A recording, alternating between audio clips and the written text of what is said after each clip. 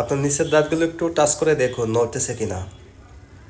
যেহেতু ভিডিওতে আপনাদেরকে একটা ব্যক্তির ছবি দেখিয়েছি যে দাঁতগুলো নড়তেছে, এটি মূলত পান খাওয়ার সমস্যার কারণেই কিন্তু তার দাঁতগুলো নড়তেছে না।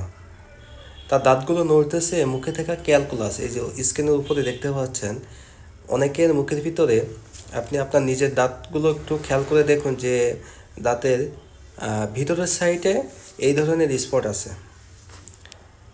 এটা মূলত ক্যালকুলাস। এটা থাকলে আপনার দাঁত খুব সহজেই কিছুদিন পরে দেখবেন যে নড়তে শুরু করছে। তো এটা মূলত স্কেলিং ট্রিটমেন্টের মাধ্যমে, এই যে এখানে ভিডিওতে দেখতে পাচ্ছেন যে স্কেলিং ট্রিটমেন্টের মাধ্যমে এই পাথরগুলো রিমুভ করা হয়।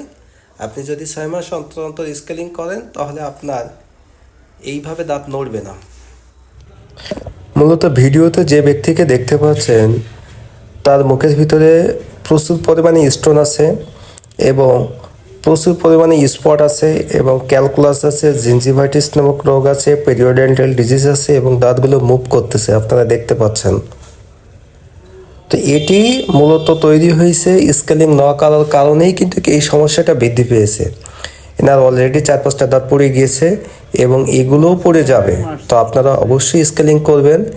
আপনারা স্কেলিং করতে আমাদের স্ক্রিনে দেওয়া নাম্বারে যোগাযোগ করুন।